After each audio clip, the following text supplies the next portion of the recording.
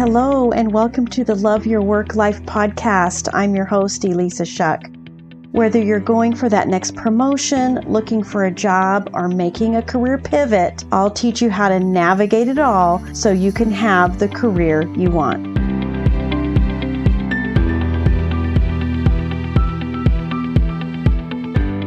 This is the Love Your Work Life podcast, episode 4.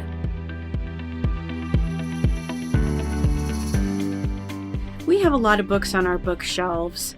I don't know how many. It's been a while since we counted. All I know is that the last time we moved, we probably gave away 100 books. We got it down to the ones that we really like. We used Marie Kondo's method for getting rid of books. I'll talk about that another podcast.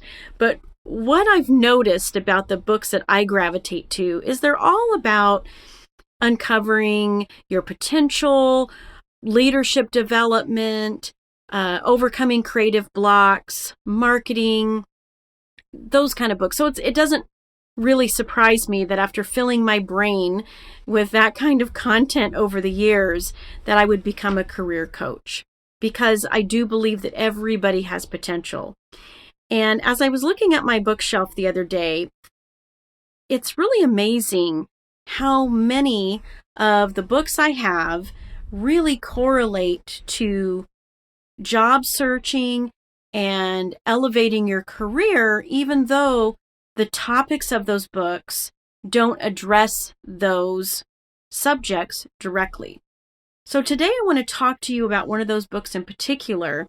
This one is by Steven Pressfield, and the book is called The War of Art. The subtitle is Break Through the Blocks and Win Your Inner Creative Battles. What's fascinating about this is there are so many correlations to a job search and a career that I just had to do a podcast episode on lessons learned from Steven Pressfield. Now, the book itself is focused around what he thinks is the biggest block to getting what you want, in his case, creatively, and he calls that resistance. In his words, resistance shows up to prevent us from getting into our higher nature and instead keeps us focused in our lower nature. Anything that we do that requires our higher nature, that requires higher levels of critical thinking, resistance will show up to prevent that. And we know this about ourselves because our brains are wired for protection, for fight or flight, for protecting us from danger, for categorizing things because that's what helps us feel like we belong and we're safe. All of those interesting things that our brain serves up for us. So if you think about it, it doesn't just show up because you want to write that great novel or you want to paint the painting, get those watercolors out. Whatever those creative things are, resistance definitely shows up for those. But I really believe that resistance is super clever in showing up when we are in a job search or we have a vision for how we could elevate our career. Now, he says this: resistance cannot be seen, touched, heard, or smelled, but it can be felt. If we start to think of a stretching into a job that asks a little more from us, or a pivot because we just don't feel like we fit in the role that we're in or in the company that we're in, as soon as we start to think about that, resistance oftentimes shows up. And it's super duper clever too, because resistance will be that someday kind of thing. He defines it in procrastination as you never tell yourself, I'm never going to look for a job. You find yourself in that situation. You never tell yourself, I'm never going to go for that promotion. Instead, we say, I'm going to write my symphony. I'm just going to start tomorrow. Have you ever said, oh, I'm going to look for that new job. I'm just going to look tomorrow. Have you ever said, I'm going to pivot one day? One day I'm going to get that promotion. That one day, someday thought is resistance' clever way of keeping you right where you are. And what's really kind of crazy is even hope. I hope someday I get a new job. Vince Lombardi said, hope is not a strategy. So what I want to offer you is, if you're stuck in hope, then you might actually be stuck in resistance. Question that. Where is that coming from? It also shows up in ways that seem really reasonable. You have other things to do. That to-do list is calling. The cupboard needs to be reorganized.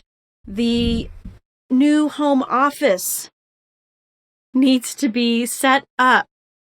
All of the things that have you thinking it's something else that needs to be done instead of doing what you know you want to do, which is apply for some jobs, stretch, elevate, go for that promotion. You ever walked by your boss's office and thinking, gosh, next time I see that they're not on the phone, think I'll pop in, have that conversation about a gap I've noticed, and I really think I've got a solution for that.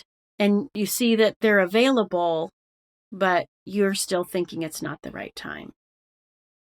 Resistance, my friend.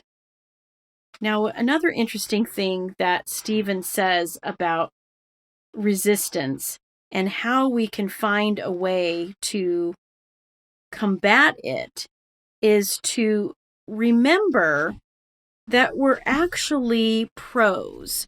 He uses the contrast of being a professional and being an amateur. Resistance likes to keep us in the amateur ranks, but we're actually pros already. And he says this, quote, all of us are pros in one area, in our jobs. We get a paycheck, we work for money, we are professionals. We're exchanging value for money. That's me. That's my little sidebar. Now back to Stephen. Are there principles we can take from what we're already successfully doing in our workday life and apply to these other aspirations?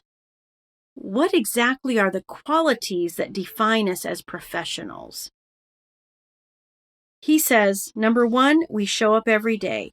We might do it only because we have to keep from getting fired, but we do it. We show up every day. Are you showing up for you every day? Are you showing up for your job search every day?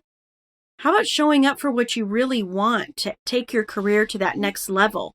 Signing up for that course, taking that online class at the university, showing up just by raising your hand and letting somebody know that you really believe that you're the solution to their problem. Number two, he says, show up no matter what. In sickness and in health, come hell or high water, we make it happen. We might do it only as to not let down our coworkers or for other less noble reasons, but we do it. We show up no matter what. Are you showing up for your job search no matter what?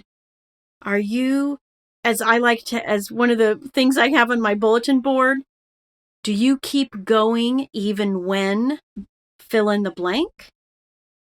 When you think of your job search and your career, choosing to show up no matter what, show up every day, and keep going even when are amazing qualities to develop. And they are qualities that are going to help you get the things that you want for yourself. He also calls out that we stay on the job all day. Our minds may wander, but our bodies remain at the wheel. We pick up the phone when it rings. We assist a customer when they need our help. We don't go home until the whistle blows. Now, you may have heard it said that your job search is your full-time job until you get a job. And I don't disagree with that in principle. It does not mean that you spend 10 to 12 hours a day searching for a job, doing job search activities. A job search takes an emotional toll on you. It requires that you process emotions that are coming up for you in a way that maybe they didn't at work. The exception being, maybe you were in a toxic environment previously, and that's a whole nother topic for a whole nother podcast. But the bottom line is that you stay on the job all day. If you set a goal for yourself to spend 4 hours a day on your job search, or 4 hours a day learning something new, or creating a presentation that you can provide to help you get that promotion, are you committed to spending the time that you said you would put in to making that happen? We're also committed over the long haul. He says, next year we may go to another job, another company, another country, but we'll still be working. We are still part of the labor force. Are you committed to the long haul for your career? Have you set out a path? Have you revisited the path that you envisioned for yourself? Have you detoured off of that path? Ask yourself why. Sometimes there's good reasons for it, but other times it's resistance. It's because it just feels a little too risky. It feels like you might encounter rejection. Maybe you don't have enough rejection tolerance to keep pushing. I have a podcast about rejection tolerance. If you haven't listened to it yet, go back and listen to it. But the bottom line is, are you committed over the long haul to investing in yourself to get the job that you want, to have the career that you want? The last thing out of his list that I think is really interesting as it relates to a job search or career is that we don't over-identify with our jobs when we're professionals. We may take pride in our work, we may stay late and come in on weekends, but we recognize that we are not our job descriptions.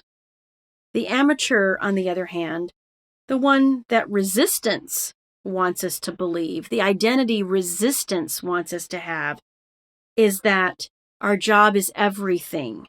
Whatever we do, that's what we identify with, and we can't imagine ourselves doing anything else. There are stages of grief that everyone goes through when you've lost your job. Trust me, I've been there.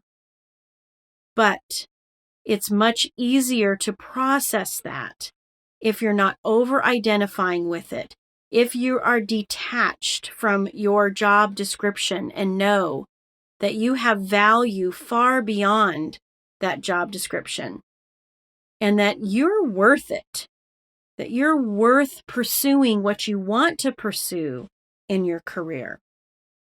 When we over-identify, when we find our full identity in our job, then looking for a job gets harder because we can't see past the block. If we over-identify with the jobs that we have now, maybe there's a promotion that you want to go for, but you're so identified with where you are now that the creativity isn't there. The opportunities aren't presenting themselves. And I'll leave you with this. If you have found yourself in a job loss and you're feeling like you just lost years off your career, that you're going backwards, I want to challenge you to think differently. Instead of thinking you've lost years, what if you just accelerated those years? What if the next thing you go for is the promotion you want to give yourself? You see the value and the contribution and the impact that you've had, and it's time to give yourself that promotion. Think about how resistance might play into that and question it, because that might be the work in potential, the potential in work, however he puts it. There's potential in you. You get to identify with that, and you get to pursue the job you want, the career you want, without resistance. All right, my friends, go for what you want. Tell resistance, no thank you. We'll talk again soon. Hey, if you enjoy listening to this podcast, you have to come check out my Love Your Work Life programs on Teachable. You can choose from on-demand courses or personalized one-on-one coaching with me.